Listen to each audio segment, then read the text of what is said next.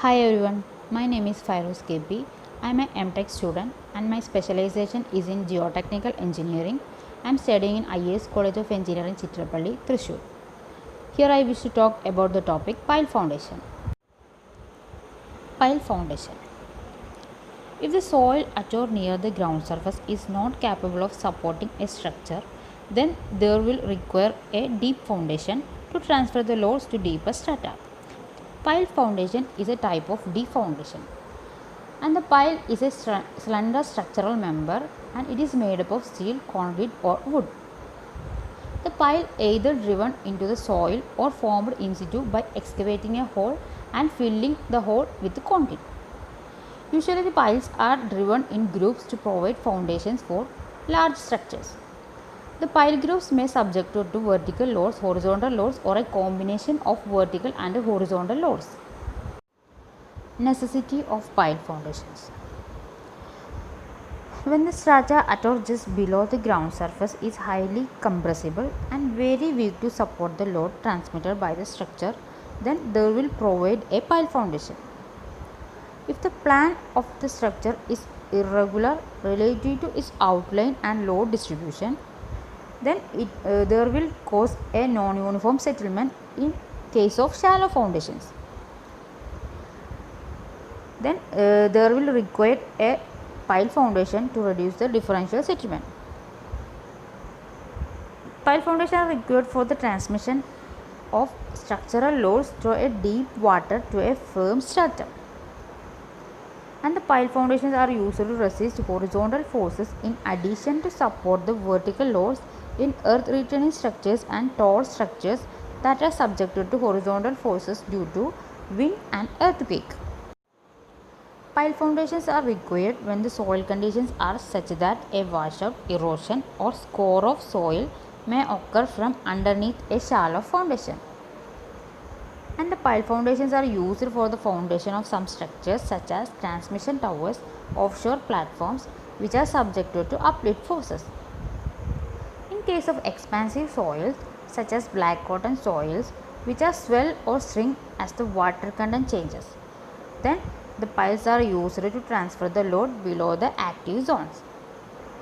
And in the case of collapsible soil such as loess, the soil have a breakdown of structure by a sudden decrease in water ratio and there is an increase in water content, then piles are used to transfer the load beyond the zone of possible moisture changes in such soils. Then classification of piles. The first one is classification of piles based on mode of transfer of loads. Based on the mode of transfer of loads, the piles are classified into three groups: point bearing or end bearing piles, friction piles, and combined end bearing and friction piles. Point bearing or end bearing piles. If the piles are transmit the loads through their bottom tips, then it's called point bearing or end bearing piles. These piles are act as a column and transmit the load through a weak material to a firm stratum below. The ultimate bearing capacity of this pile depends upon the bearing capacity of hard stratum. The ultimate load carried by the pile Qu is equal to the load carried by the point or bottom end.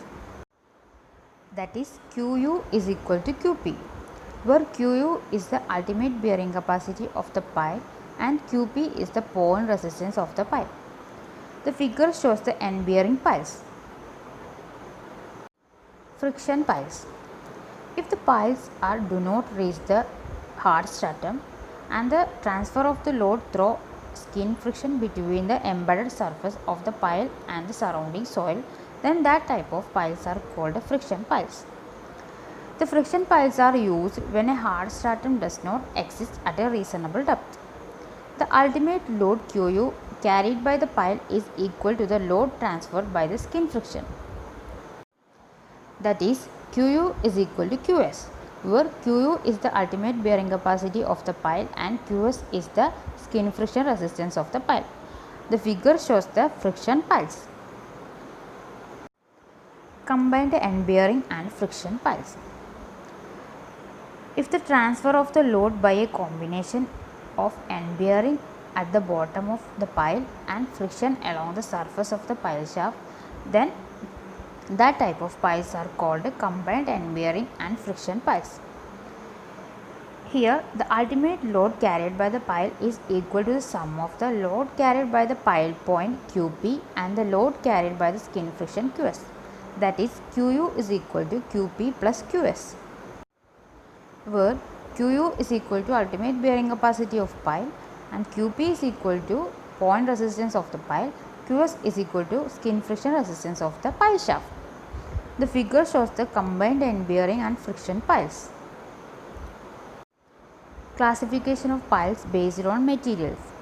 Based on the materials, the piles are classified into 4 groups: steel piles, concrete piles, timber piles and composite piles. Steel piles.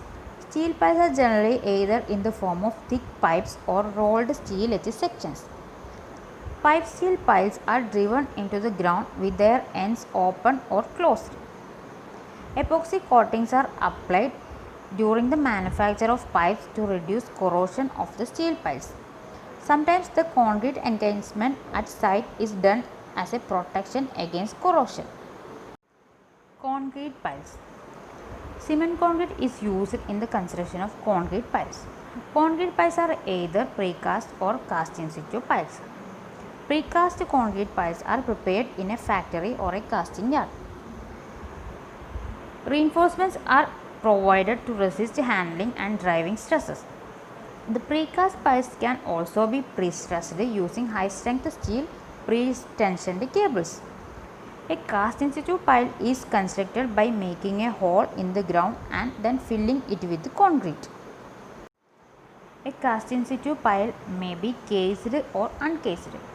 A cased pile is constructed by driving a steel casing into the ground and filling it with concrete.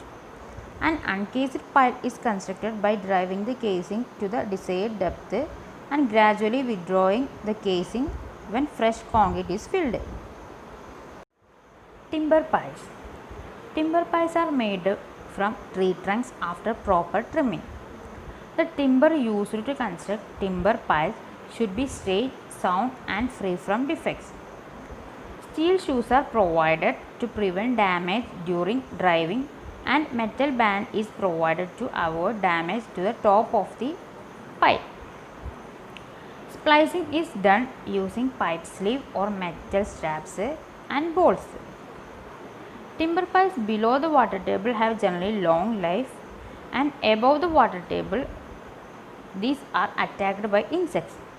The life of the timber piles can be increased by preservatives such as creosote oil. The timber piles should not be used in marine environment where are attacked by various organisms. Composite piles. Composite piles are made of 2 materials. These are consist of the lower portion of steel and the upper portion of cast in situ concrete. Also, they have the lower portion of timber below the permanent water table and upper portion of concrete. It is difficult to provide proper joints between the two dissimilar materials in composite piles, so the composite piles are used very rarely. The figure shows the types of piles based on materials: concrete piles, steel piles, steel edge section piles, timber piles, precast concrete piles, composite piles. Classification of piles based on method of installation. Driven piles. Piles are driven into the soil by applying blows of heavy hammer on their tops. Then it is called driven piles. Driven and cast in situ piles. The piles are formed by driving a casing with a closed bottom end into the soil and the casing is filled with concrete. Then it is called driven and cast in situ piles. In this case, the casing may or may not be withdrawn. Bored and cast in situ piles. If the piles are formed by excavating a hole into the ground and then the hole is filling with concrete, then it is called bored and cast in situ piles. Screw piles. If the piles are screwed into the soil, then it is called screw piles. Jacked piles. The piles are jacked into the soil by applying a downward force on the top of the pile with the help of a hydraulic jack. Then it is called jacked piles. Classification of piles based on displacement of soil. Based on displacement of soil, the piles are classified into two types: displacement piles and non-displacement piles. First one, displacement piles. All driven piles are displacement piles because the soil is displaced laterally when the pile is installed. In this case, the soil gets densified while driving the pile. The installation of the pile may cause heaving of the surrounding ground. In displacement piles, there is high displacement piles and low displacement piles. The closed-end pipe piles are high displacement piles and steel edge piles are low displacement piles. Non-displacement piles. All bored piles are non-displacement piles. In bored piles, the soil is removed when the hole is bored, so there is no displacement of soil during the installation of pile. Here, a little change in the stress in the surrounding soil during the installation of the pile. Uses of piles. The major uses of piles are to carry vertical compression load in vertical piles, to resist uplift load, and to resist horizontal or inclined loads. Classification of piles based on use. First one, load bearing piles. The piles are used to transfer the load to a suitable stratum by end bearing, by friction, or both. Then it is called load bearing piles. Compaction piles. If the piles are driven into loose granular soil to increase the relative density, then it's called a compaction piles.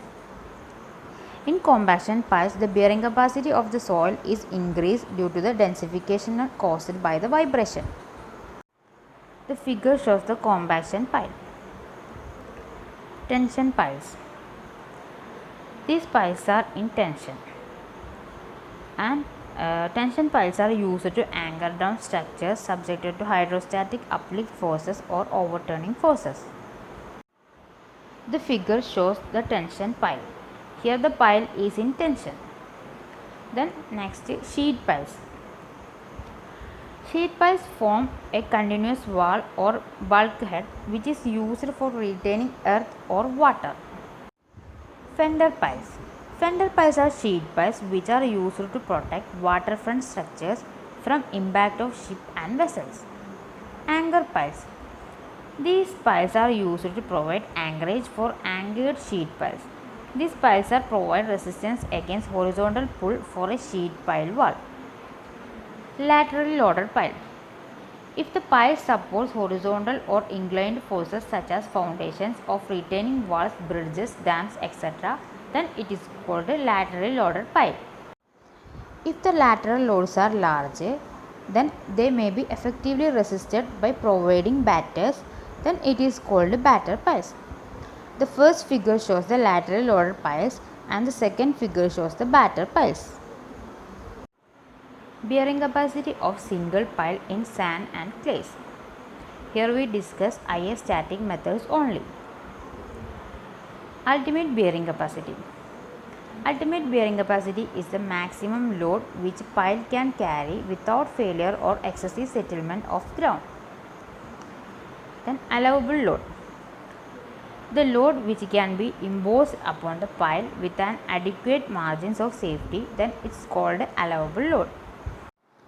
Allowable load is defined as the ratio of ultimate load to a suitable factor of safety, that is QA is equal to QU divided by F, where QA is equal to allowable load, QU is the ultimate bearing capacity of pile, and F is equal to the factor of safety. Static method depends upon the characteristics of soil by considering a pile which transfer the load by means of point resistance and skin friction. In static method, the ultimate load can be calculated as QU is equal to QP plus QS, where QU is the ultimate bearing capacity of the pile, QP is the point resistance of the pile, and QS is the skin friction resistance of the pile shaft. Here QP and QS are calculated separately based upon the state of stresses around the pile and on the shear pattern that develops at failure. Then first we are calculate QP, that is point bearing resistance. QP is equal to AP into QP, where QP is the ultimate bearing capacity of soil at the pile tip and AP is the cross sectional area of pile tip in meter square. Then we have to find out QS, that is skin friction resistance. QS is equal to AS into FS, where AS is the surface area of pile shaft in contact with the soil, that is in m square, and Fs is equal to average unit skin friction for the pile soil system. Therefore, the ultimate load carrying capacity Qu is equal to AP into small qp plus As into Fs. Bearing capacity of single pile in clay. We know that allowable load Qu is equal to Qp plus Qs. That is Qp is equal to AP into Qp. In the case of coarse soils, Qp is expanded as Cp into Nc. That is, capital Qp is equal to AP into Cp into Nc, where Nc is the bearing capacity factor and Cp is the coefficient at the pile tip, and Cp in kilonewton per meter square. And the second term Qs is equal to As into Fs. Here in coarse soil, Fs is expanded as alpha into C, where C is the average coefficient. So, the ultimate load carrying capacity of pile in coarse soil is given by Qu is equal to AP into Cp into Nc plus sigma I is equal to 1 to n ASI into alpha I into Ci, where Ci is the average coefficient for the ith layer, that is in kilonewton per meter square. ASI is the surface area of pile shaft in ith layer, that is in meter square. The surface area is calculated by perimeter of pile into length of the pile. In equation 1, the first term gives the load bearing resistance and the second term gives the skin friction resistance. Bearing capacity of single pile in sand. The ultimate bearing capacity Qu of pile in granular soil or coarser soil is given by Qu is equal to AP into 0.5 gamma d into n gamma plus PD into nq plus sigma I is equal to 1 to n Ki into PDI into tan delta I into ASI. In this equation, the first term gives the end bearing resistance and the second term gives the skin friction resistance, where AP is equal to cross sectional area of the pile tip, that is in meter square. D is equal to diameter or width of pile shaft in meter. Gamma is equal to effective unit weight of the soil at pile tip, that is in kilonewton per meter cube. N gamma NQ is equal to bearing capacity factors depending upon the angle of internal friction phi and pile tip. Then PDI is equal to effective overburden pressure for the ith layer, that is in kilonewton per meter square. ASI is equal to surface area of pile shaft. Then delta I is equal to angle of wall friction between the pile and soil. Then PD is equal to effective overburden pressure at pile tip, and Ki is equal to coefficient of earth pressure. Let us discuss about problems thus relating to bearing capacity of piles in sand and clays. First problem. A close-ended 500 mm diameter pile is driven into sand at 11 meter depth.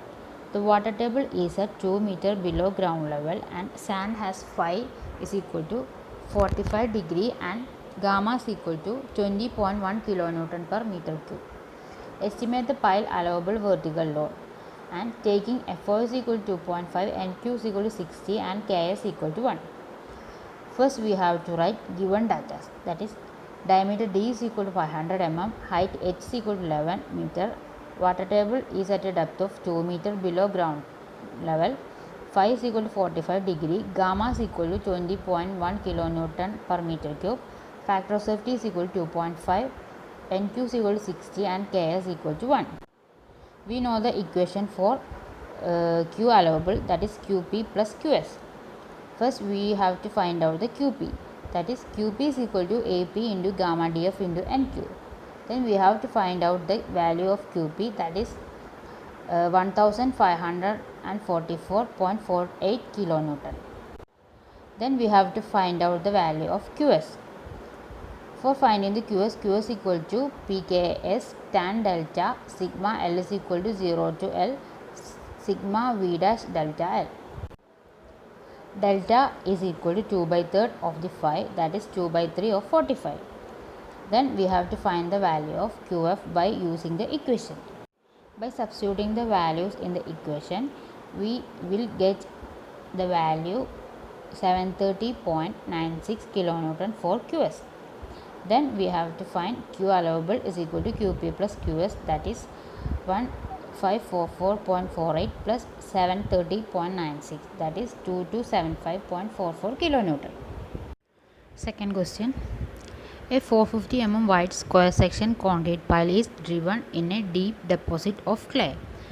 The confined compressive strength is 75 kilonewton per meter square. The safe load is taken as 350 kilonewton. Assume factor of safety to be 2.5 and determine the length of pile if alpha is equal to 0.8. We know the equation for ultimate bearing capacity. QU is equal to CNC AP plus alpha CU AS. Here safe load is given as 350 kilonewton. That is, ultimate load divided by factor of safety is the safe load. Then we got the ultimate bearing load QU is equal to 350 into 2.5, that is 875 kilonewton. Then AP is equal to A square, that is this section is square, therefore area is equal to A square, that is 0.45 square, and AS is equal to perimeter into length. The section is square, therefore perimeter is equal to 4A into length is L. Then AS is equal to 1.L. For square sections, NC, that is bearing capacity factor NC is equal to 9. Then apply the values in equation. QU is equal to CNC AP plus alpha CUS. Then we will got 875 is equal to 68.34 plus 54L. From this equation we can find out the value of L is equal to 14.94, that is 15 meter. Dynamic formula for ultimate bearing capacity. Here we discuss about only modified Hailey formula. The modified Hailey formula is based on the laws governing the impact of elastic bodies. The impact energy of the hammer blow is equal to the work done in overcoming resistance of the ground to the penetration of the pile. Here the allowance is made for the losses of energy due to elastic contraction of pile, pile cap and subsoil and the inertia of the pile. So the equation for ultimate bearing capacity QU is equal to WH into eta B into eta H divided by S plus C by 2, where eta H is equal to efficiency of hammer blow, H is equal to height of free fall of hammer, that is in centimeter, W is equal to weight of hammer, and S is equal to final set or penetration per blow, that is in centimeter, and C is equal to sum of temporary elastic compression of the pile, dolly, packings and ground, that is C1 plus C2 plus C3 plus etc.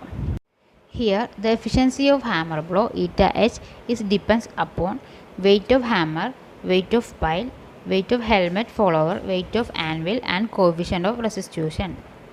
If weight of hammer W is greater than EP, then efficiency of hammer blow eta B is equal to W plus E square P divided by W plus P, and W is less than EP, then eta B is equal to W plus E square P divided by W plus P minus W minus EP divided by W plus P the whole square. Next is pile load test. The pile load test is the most reliable method for determining the load carrying capacity of piles. The pile load test setup is consists of two anchor piles provided with a reaction girdle at their top. The test pile is installed between the two anchor piles, and the test pile should be at least 3B or 2.5 meter clear from the anchor piles. The figure shows the pile load test setup. Here we can see the two anchor piles and test pile in between the anchor piles and a reaction girder above the anchor pile, and load is applied by hydraulic jack. In pile load test, the load is applied through a hydraulic jack resting on the reaction girder. The measurement of pile movements are taken with respect to a fixed reference mark. The pile load test is conducted after a rest period of 3 days for sandy soil and 1 month for silty sand and soft clays. The load is applied in equal increment of about 20% of allowable load. The settlement should be recorded with 3 dial gauges. The loading is maintained till the rate of movement of pile top is not more than 0.1 mm per hour in sandy soil and 0.02 mm per hour in clay soil. The settlements are observed at 0.5, 1, 2, 4, 8, 12, 16, 20 and 60 minutes. The loading is continued up to twice the safe load or total settlement reaches a specified value. Then the load is removed in the same decrements at 1 hour and final value is recorded 24 hours after the entire load has been removed. From the pile load test, we can plot a graph between load and settlement. This is called a load settlement curve.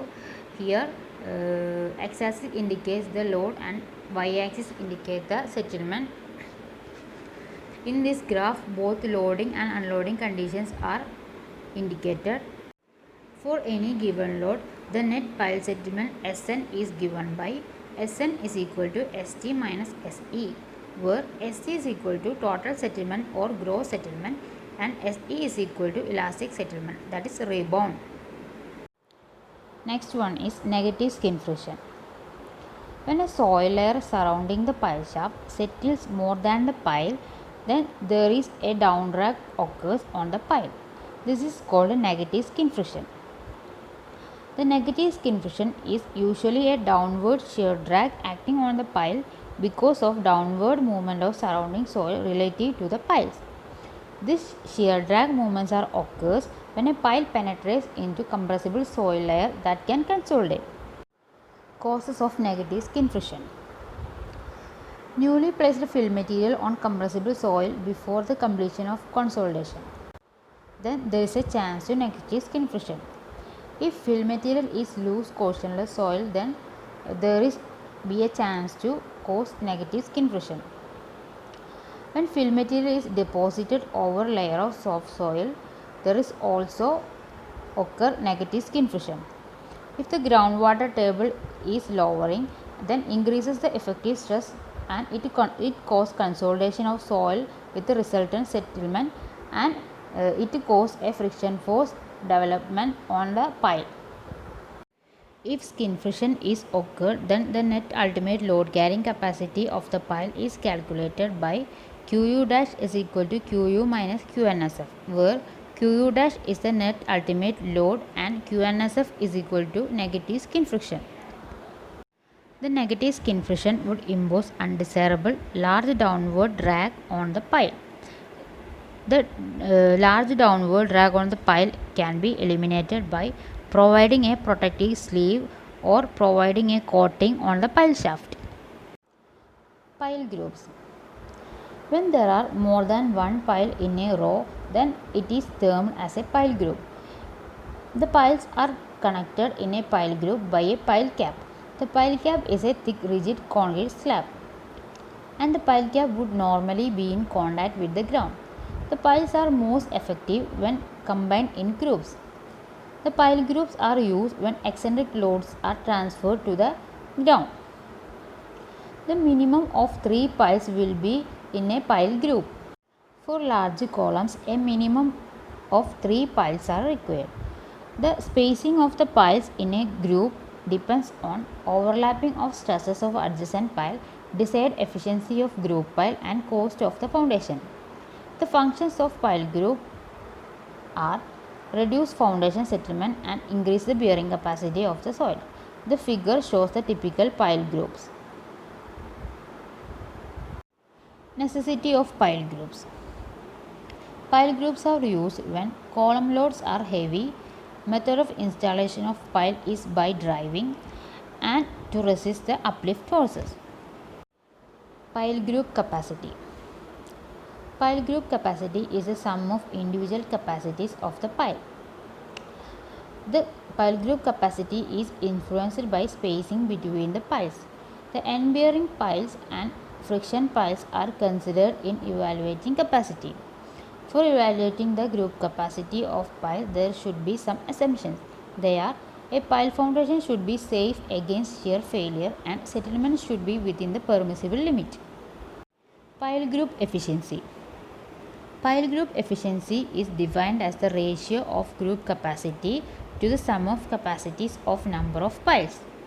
That is, eta g is equal to QGU divided by N into QU into 100, where QGU is the ultimate load of the pile group, QU is the ultimate load of individual pile, and N is the number of pile in a group. The figure shows the group of pile. The pile group efficiency depends on spacing of piles, total number of piles in a row, number of rows in a group, and characteristics of pile. The center to center spacing of piles in a pile group is kept as 2.5b and 3.5b, where b is the diameter of the pile. In dense sand, the group efficiency may be either greater or less than unity. The figure shows the single and group action of piles in a pile group. Bearing capacity of pile groups. In coarse soils, if the center to center spacing of piles in a coarse soil is greater than 3d, d is the diameter of the pile, then capacity of the pile group QGU is equal to N into QU. Here the efficiency of the group is 100%. If center to center spacing of the pile is less than 3d, then QGU is equal to QP into AG plus alpha C PG into D. Here individual capacity is given by QU is equal to QP AP plus alpha C into PD. In cohesionless soils, for end-bearing piles, if the center to center spacing of pile is greater than 3d, then capacity of pile group QGU is equal to N into QU. Here the efficiency of the pile group is 100%. For friction piles, the group capacity QGU is equal to Fs into As, that is Fs into Pg into D. Then QU is equal to Fs into P into D. Here the efficiency of the group is eta g is equal to Fs Pgd divided by Fs Pd into 100. Finally, we have to discuss the problem about the pile groups. First question: a group of 16 piles 50 cm diameter are arranged center to center spacing of 1 meter. Piles are 9 meter long and are embedded in a soft clay with cohesion 30 kN per meter square. The bearing resistance may be neglected. Addition factor is 0.6 and determine the load capacity of the pile group. The given data are: the diameter of the pile is 50 cm, number of piles is 16 numbers, and the center to center spacing is 1 meter, length of pile is 9 meter, cohesion of soil C is equal to 30 kN per meter square, and addition factor alpha is equal to 0.6. We have the equation for ultimate load capacity QU is equal to CNC AP plus CU alpha AS. Here the bearing resistance may be neglected. So the first term in the equation will be 0 and the remaining is CU alpha AS. The value of CU and alpha are given in the question. Then AS is equal to perimeter into length, that is pi into D into L. Then QU is equal to CU alpha AS. Then we will get a value for CU. There is 16 piles in this group. Therefore QU allowable is equal to 16 into 254.469. Then the pile group capacity Qg allowable is equal to CNC Ag plus alpha into C into Pg. Substituting the values in the equation, we will get the capacity of the pile group. Second question. A pile group consists of 9 friction piles of 30 cm diameter and 10 meter length driven in clay. Cu is equal to 100 kN per meter square, gamma is equal to 20 kN per meter cube as shown in figure. Determine the safe load for the group. Factor of safety is equal to 3 and addition factor alpha is equal to 0.6. For the capacity of group, QGU is equal to QPAG plus alpha C PG into D. By substituting the values in the equation, we get the answer for the QGU, that is 7236 kilonewton. Then we have to find the capacity of individual piles, that is QU is equal to QP AP plus C alpha P into D. Then we get a value for QU is equal to 628.8 kilonewton. Here the number of piles are 9. Then group capacity QGU is equal to N into QU, that is 9 into 628.8 is equal to 5659.2 kilonewton. The ultimate load for individual pile failure is less than the pile group load. Then the safe load is given by QA is equal to QGU divided by factor of safety, that is 5659.2 divided by 3 is equal to 1886.4 kilonewton. Thank you.